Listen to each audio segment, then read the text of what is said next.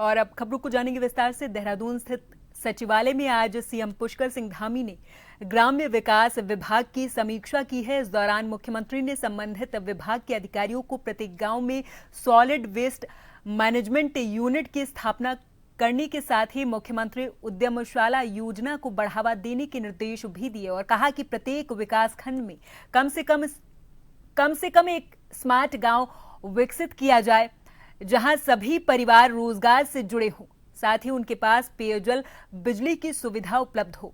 अधिकारियों को vibrant village के तहत नवाचार को बढ़ावा देने के साथ ही अधिक से अधिक महिला स्वयं सहायता समूहों के उत्पादों को umbrella brand house of Himalayas से जोड़ने के निर्देश भी दिए हैं। और वहीं पर सचिवालय में सीएम धामी ने सूचना प्रौद्योगिकी विभाग की समीक्षा बैठक भी ली है।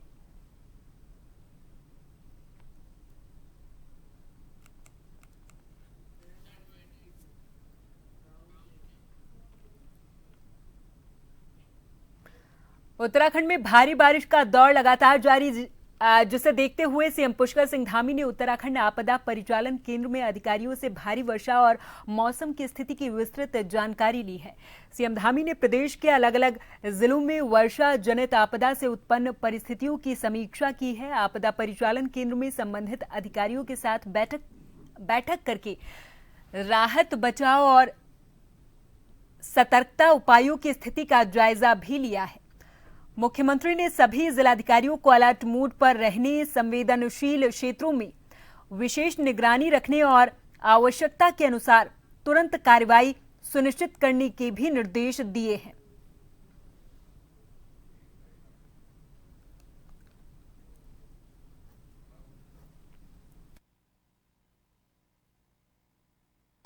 अभी मौसम विभाग की जो आगे के लिए उनका आकलन है, उसमें आकलन किया गया कि 4 जिले अभी हमारे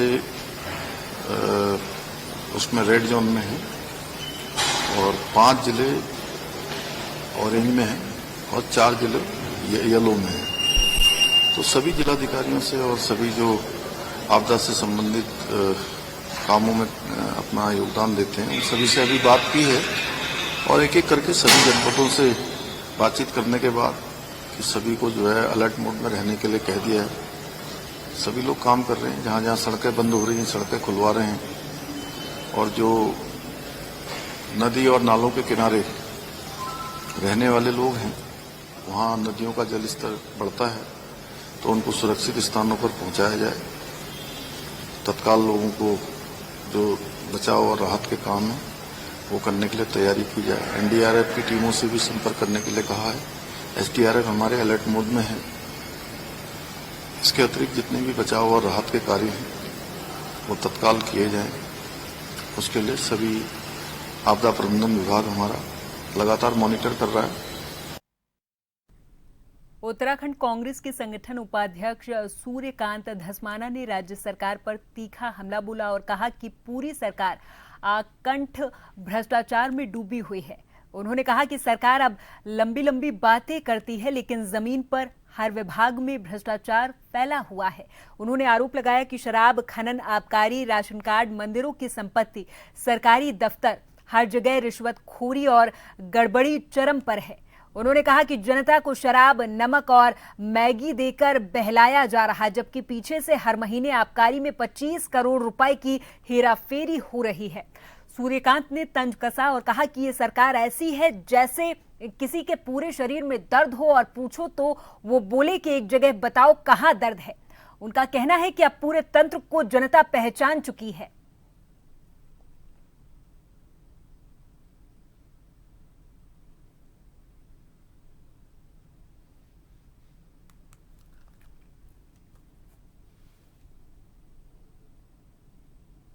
सरकार ने लंबित होने लायक है। मंत्री इसमें भ्रष्टाचार में फंसे हुए हैं, आय से अधिक की संपत्ति के मामले हैं।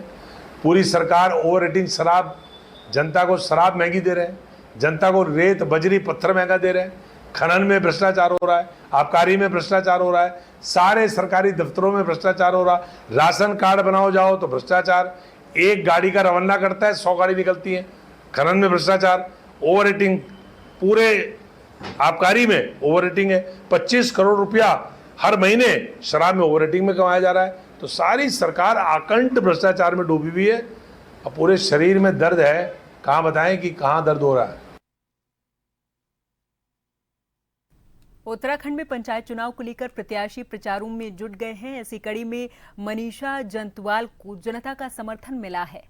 उन्होंने दर्जनों समर्थकों के साथ चुनाव प्रचार किया। बीडीसी अधिकृत प्रत्याशी मनीषा ने जनसंपर्क करके अपने पक्ष में मतदान करने की अपील की है।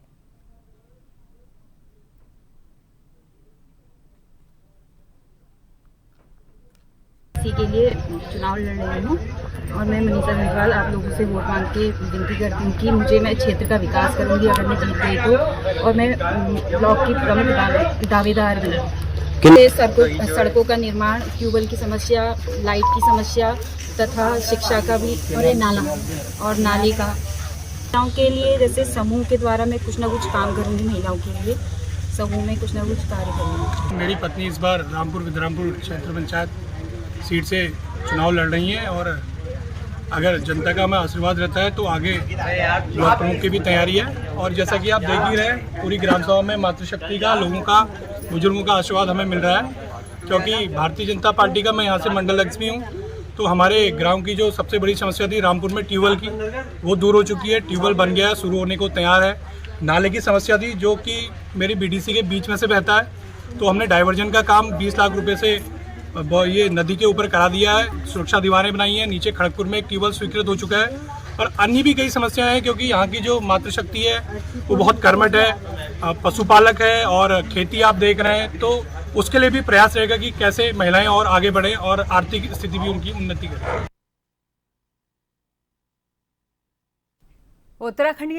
उत्तराखंड के प्रसिद्ध लोक गायक पवन सेमवाल का एक गीत पिछले कुछ दिनों से सोशल मीडिया पर जमकर वायरल हो रहा, जिसमें मुख्यमंत्री पुष्कर सिंह धामी से जुड़ी कुछ टिप्पणियां भी की गई हैं। इस गीत को लेकर सियासी घमासान मचा हुआ है। वहीं इस पर भाजपा ने इसे दुर्भाग्यपूर्ण बताया और कहा कि कुछ असंतुष्ट और राजनीतिक विरोधी तत्व सरकार की छवि धूमिल करने का प्रयास कर रहे।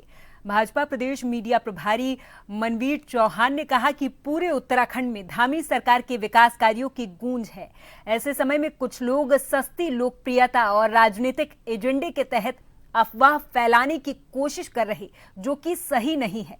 पुलिस अब इस वायरल वीडियो की जांच में जुट गई है और ये देखा जा रहा है कि इसमें किसी तरह का आपराधिक कृत्य या कानून का उल्लंघन नहीं हुआ। प्रशासन ने यह साफ किया कि किसी की व्यक्तिगत छवि खराब करने वाले कंटेंट को बर्दाश्त नहीं किया जाएगा।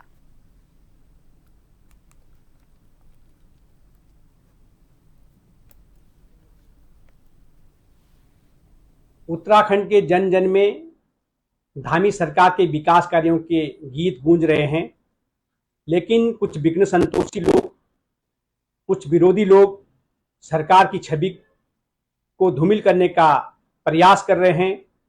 यह बहुत ही दुर्भाग्यपूर्ण है और जिस प्रकार से सरकार के विकास कार्यों के बदौलत उत्तराखंड राज्य देश और दुनिया में एक नई पहचान बनाने का काम सरकार के द्वारा किया गया है, मुझे लगता है विरोधी लोग इस कारण घबराहट में हैं, हताश हैं और निराश हैं, इसलिए इस तरह का प्रपंच वो रच रहे हैं।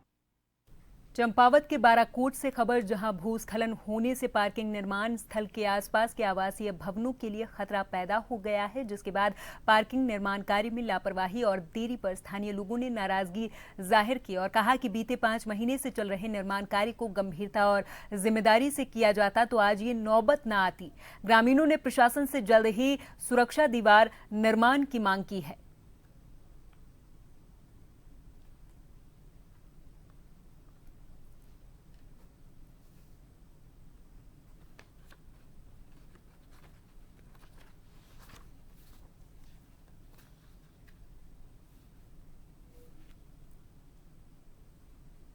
ये बाराकोट में जो ये पार्किंग स्थल का काम चल रहा है, इसका मतलब निर्माण कार्य रोका गया है। इन लोगों ने 15 दिन से काम नहीं किया है। हमारे मकानों को खतरा हो गया, ये मकान गिरने वाले हैं और रोज़ मतलब जब बारिश हो रही है तो ये गिरते रह रहा है, ये ऊपर से नीचे तक, और इससे मतलब ऊपर मकान तक दरार पहुँच गई है। ठेकेदार की लापरवाही से ये मतलब सब दुकान और मकान गिरने के उसमें हैं और इसको मतलब तुरंत काम किया जाए, ये दीवार बनाया जाए इसकी वजह से हमारा मतलब बहुत नुकसान होने की संभावना है।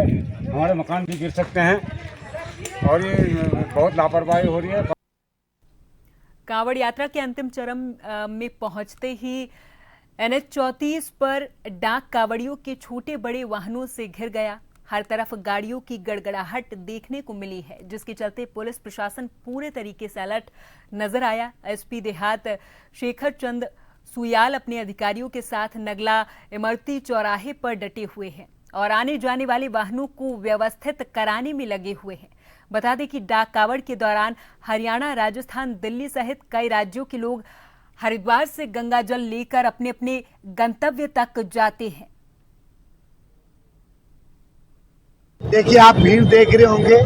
अभी कांवड़ 2025 एकदम अपनी पीक पे है। आज और कल का दिन हमारे लिए बहुत क्रूशियल होता है और ये जो पॉइंट है नगला इमरती, ये हमारे पूरे ट्रैफिक और डाइवर्जन प्लान का की पॉइंट है। यहाँ पर लगातार हमारी फोर्स मौजूद है, डाइवर्जन प्रॉपर चल रहा है, लगातार लामाज की गाड़ियाँ आ रही हैं, तो सब कुछ अकॉर्डिंग टू प्लान चल रहा है।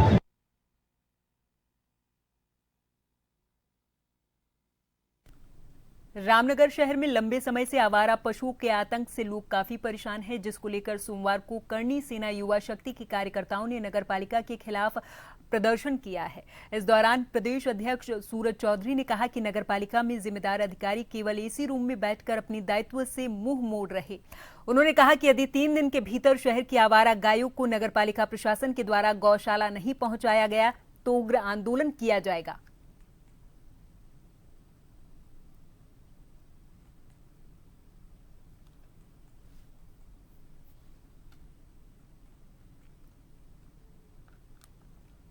कल एक सोशल मीडिया के माध्यम से हमने एक बयान जारी किया सर्व समाज के बीच में, और लंबे समय से रामनगर क्षेत्र में गायें माता जिनकी स्थिति खराब है, जो रामनगर में गली कुचों में घुसती हैं, रहती हैं और एक्सीडेंट का शिकार होती हैं।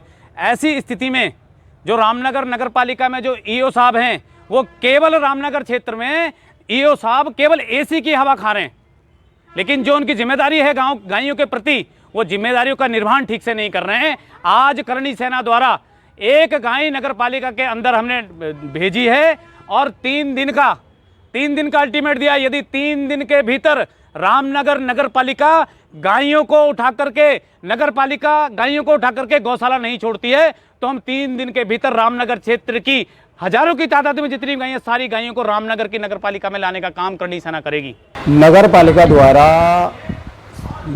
समय समय पर गाय पकड़ने का अभियान चलाया जाता है, जिसमें नगर पालिका द्वारा अब तक के 93 गाय पकड़कर गौशाला भेजी जा चुकी हैं और इनके द्वारा करणी सेना द्वारा जो भी अल्टीमेटम दिया गया है, इस निर्धारित 3 दिन के निर्धारित समय में हमारे द्वारा शहर के विभिन्न स्थानों से गाय पकड़ने का कार्यक्रम चलाकर गाय को गौशाला भेज दिया जाएगा।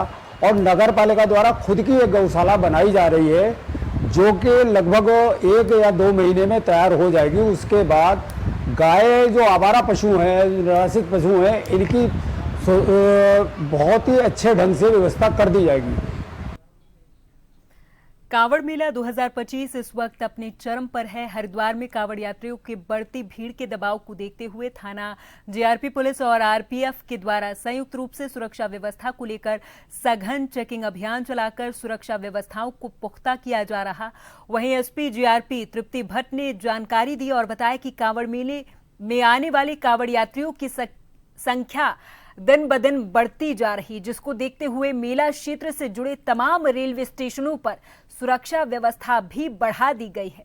24 घंटे रेलवे स्टेशन पर थाना जीआरपी और आरपीएफ के द्वारा निगरानी रखी जा रही। उन्होंने जानकारी दी और बताया कि ये भी कांवड़ मेले के दृष्टिगत 8 स्पेशल ट्रेनों का संचालन किया जा रहा है, जिसके चलते किसी भी तरह की कोई दिक्कत या परेशानी कांवड़ यात्रियों को ना हो, इस बात का भी ध्यान रखा जा रहा है। कांवड़ यात्रा में लगातार हमारे जो श्रद्धालु हैं वो रेलवे के माध्यम से भी आ रहे हैं, जिसके क्रम में हमारे द्वारा बृहद स्तर पर तैयारियां की गई हैं। लगातार हमारे द्वारा चेकिंग की जा रही है, सुरक्षा के जो इंतजाम है उनका स्वयं हम लोग जायजा ले रहे हैं। इसके अलावा अभी पूर्व में जो हमारे 8 मेला स्पेशल ट्रेनें संचालित की जा रही थी, उन सभी का जो फंक्शनिंग है वो शुरू हो गई है और सभी रेलवे स्टेशन पे हम लोग लगातार सतर्क कार्रवाई कर रहे हैं। जिस सावन का दूसरा सोमवार है, शिवालयों में श्रद्धा का सैलाब उमड़ रहा। वहीं बम बम भोले के जयघोष से कनखल गूंज उठा। हरिद्वार के दक्षेश्वर महादेव मंदिर में सुबह तड़के से ही शिव भक्तों की लंबी कतारें लग गईं।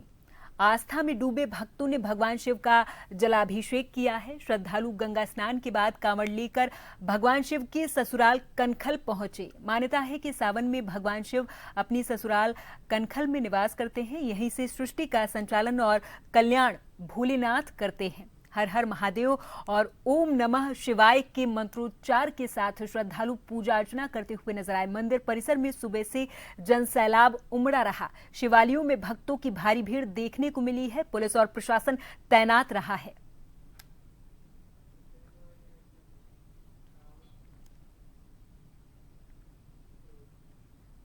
आज पहाड़ों में सावन का पहला सोमवार है और ऐसे में आज के दिन सैकड़ों हजारों शिव भक्तों ने भगवान महादेव का जलाभिषेक किया।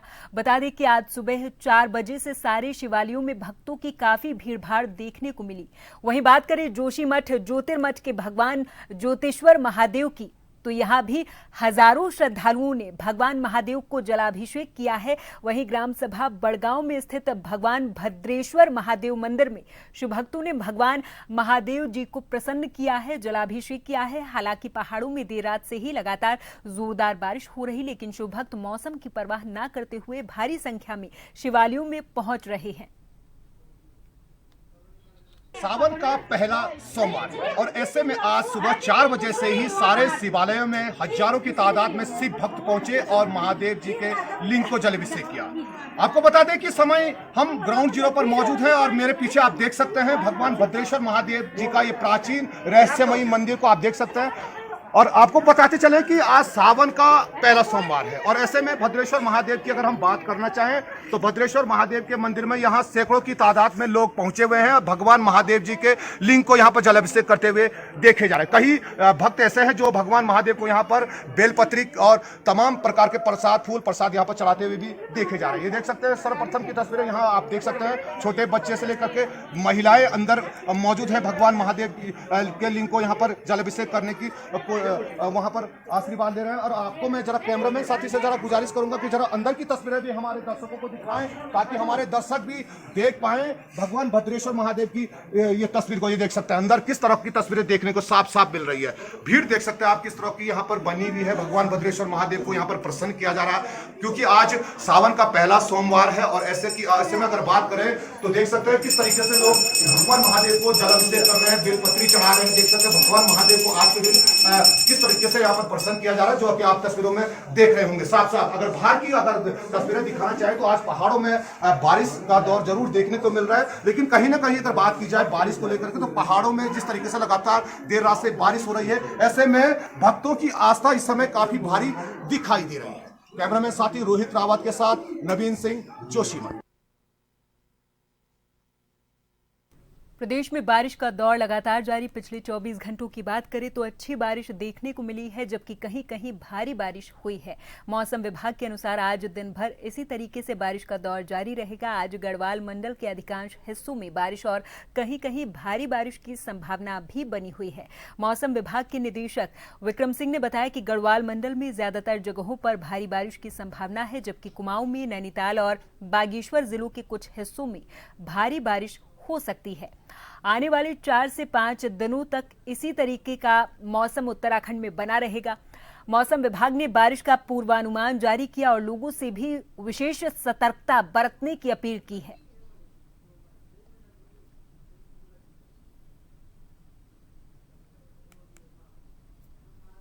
तो गढ़वाल रीजन में जो अगर मैं बात करूं पूरे 4-5 दिन के लिए, तो यहाँ पर तो जो हल्की से मध्यम बारिश है ज्यादातर जगहों में, आगे भी वो रहने वाली है और उसके साथ साथ जो हैवी रेन्स भी वो भी इक्का दुक्का वो मिलेगी। तो गढ़वाल रीजन में जो एक्टिविटी है 5-6 दिन जो है नॉर्मल से ऊपर ही एक्टिविटी रहेगी। एक्टिव मानसून एक्टिविटी आप कह सकते हैं। लेकिन कुमाऊं रीजन में जो एक्टिविटी वो थोड़ा कम रहेगी। तो आप ये कह सकते हैं कि वहां पे तो नॉर्मल के आसपास एक्टिविटी मिलनी चाहिए लगातार 4-5 दिन आगे।